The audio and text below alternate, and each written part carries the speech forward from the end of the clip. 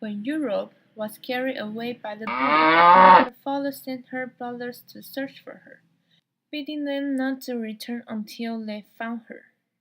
One of them, Cadmus, instead of looking vaguely here and there, went very sensibly to Delphi to ask Apollo where she was.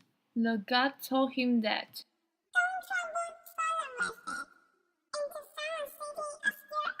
and he also said,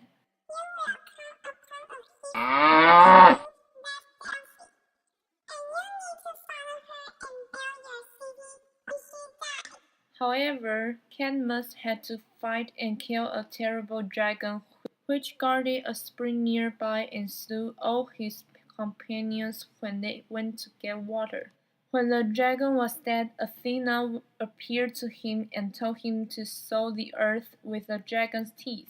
To his terror, there were armed men springing up from the furrows. They turned upon each other until all were killed except 5 whom Cadmus induced to become his helpers. With the aid of the 5, Cadmus made Thebes a glorious city. Herodotus says that he introduced the alphabet into Greece.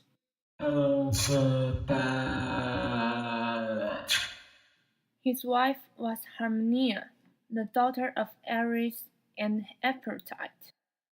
They had 4 daughters and 1 son. All of their daughters were visited by great misfortunes. One of them was Semele, mother of Dionysus, who perished before the unveiled glory of Zeus.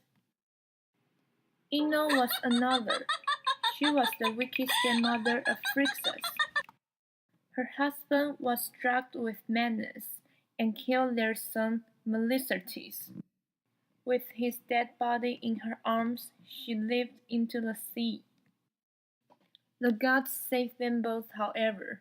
She became the sea goddess, and her son became the sea god.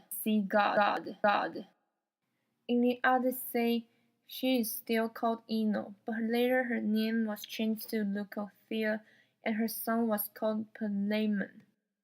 Agave was the most wretched of all mothers, driven mad by Dionysus, so that she believed her son Pentheus was a lion and killed him with her own hand. Autono's son was Actaeon, a great hunter. Autono was less wretched than Agave, in that she didn't herself kill her son, but she had endured his dying a terrible death in the strength of his young manhood, a death too. He was out hunting and hot and thirsty entered a grotto where a little stream widened into the pool. He wanted only to cool himself in the crystal water, but all unknowing he had chanced upon the favorite bathing place of Artemis, and at the very moment when the goddess had let fall her garments and stood in her naked beauty on the water's edge, she was too angry to change him into a stag. In the end, he was killed by the hunters. Their bullshit story indeed was a proof that suffering was not a punishment for wrongdoing. The innocent suffered as often as the guilty. Thank you for listening.